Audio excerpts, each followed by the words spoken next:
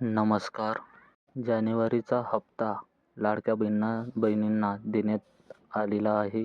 17 तारखेपासून ते 26 तारखेपर्यंत प्रत्येक महिलेच्या खात्यात ₹2100 जमा करण्यात येणार आहे.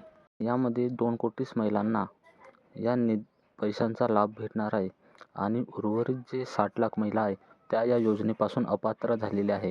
कारण की त्यांना दुसऱ्या योजनेचे पैसे भेटत होते, जसे की नमो शेतकरी योजना आणि निराधार योजना. या महिलांनी अगोदर अर्ज केलेला होता आणि त्यांना पैसे भेटत होते, परंतु आता त्यांनी छाननी करून त्यांना अपात्र केलेले आहे.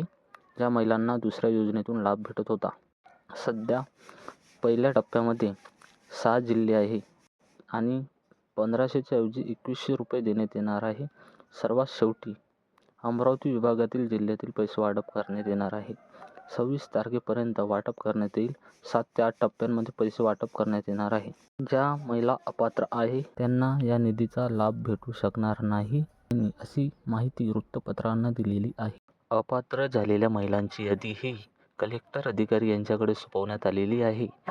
ज्या महिलांनी नमो शेतकरी सन्मान योजनामधील भेटणारे 6,000 या योजनेचा लाभ घेतला आहे आणि दुसरं म्हणजे ज्या महिलांनी शासनाकडून सबसिडीच्या स्वरूपात अवजारे घेतले शेतीसाठी, अशा महिलांची संख्या ही 1,71,000 सांगण्यात येत आहे.